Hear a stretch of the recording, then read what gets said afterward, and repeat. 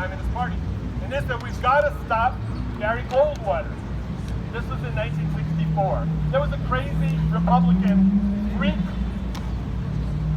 I don't even know how to call him, called Barry Goldwater. And one of the things he said, he was going to rain bombs on Vietnam, which few people had heard of. Okay? And he was going to do a lot of other horrible things. And people were scared, and it was scary. Scary. So the Communist Party, which claimed to be communist and Marxist, said, go out and stop us, by which they meant, wink, wink, vote for a man called Lyndon Baines Johnson. Because he's going to prevent this bad stuff from happening. So I made a little handwritten sign, I confess I did. I think I was 9 years old, and I put it on a street pole. And it said something like, stop Goldwater fascism. Well, the Democrat Lyndon Baines Johnson was elected, and he staged a fabricated incident in the Gulf of, what he called this thing, the Gulf of Tonkin incident that he fabricated, to then massively escalate the war in Vietnam, which resulted in the genocidal murder of approximately 3 million Vietnamese people, blanketing the country with herbicides, defoliants, and poisons, like Agent Orange. Okay? This was the Democratic Party. Now, this is the same Democratic Party. They want to claim that they, FDR, Franklin Delano Roosevelt. Well, he is the hero and the model of a fellow you might have heard of, Bernie.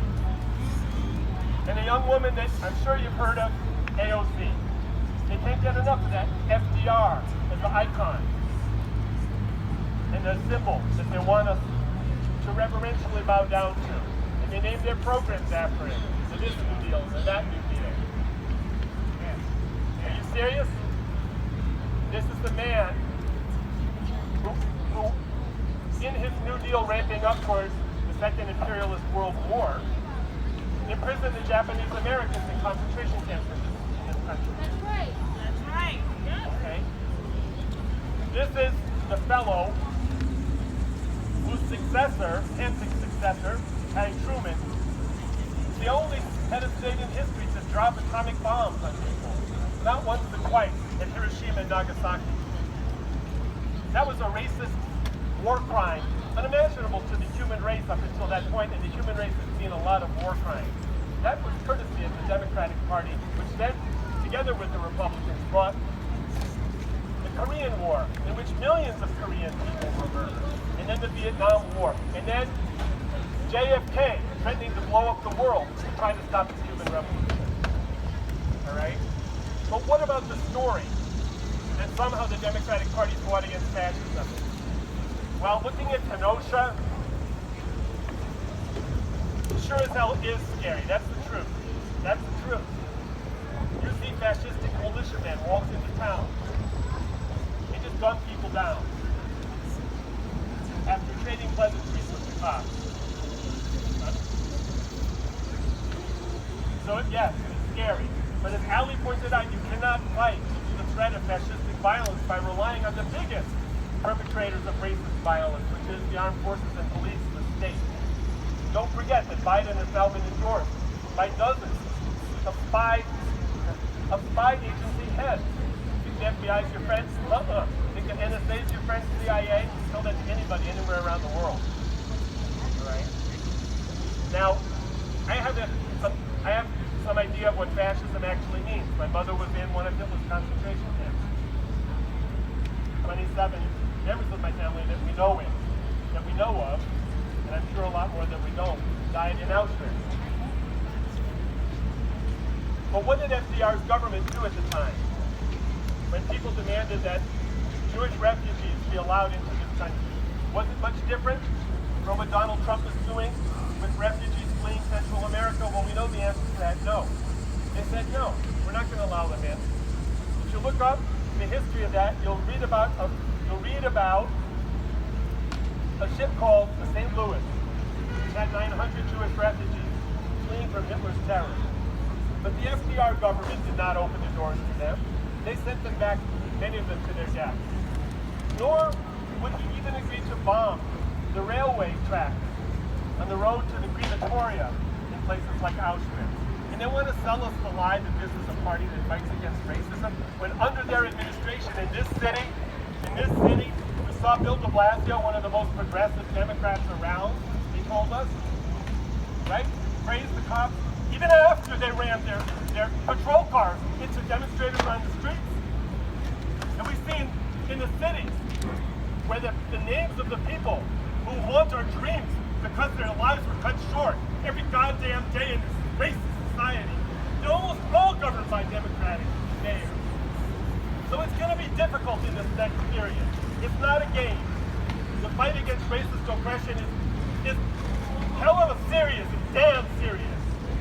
That's why we need those Reds who don't lie, who don't sugarcoat it, who tell the truth no matter how bitter, who don't pander, who don't tail along with what's popular. Because we're determined to uproot racism in this country and to defeat the threat of fascism and imperialist war, and the real war is going on almost every day.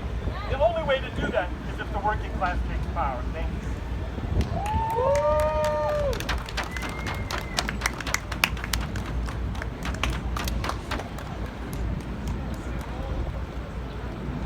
We are living right now under a triple pandemic: COVID-19, mass unemployment, and a wave of impending evictions, and racist police murders and the brutalization of Black people. The Democratic Party wants us to rely on them. But it's Atlanta Mayor Bottoms who told George Floyd protesters to go back home. It's Chicago Mayor Lori Lightfoot that welcomed Trump's martial law threats. And here in New York City, the bosses of the racist killer cops, what's his name?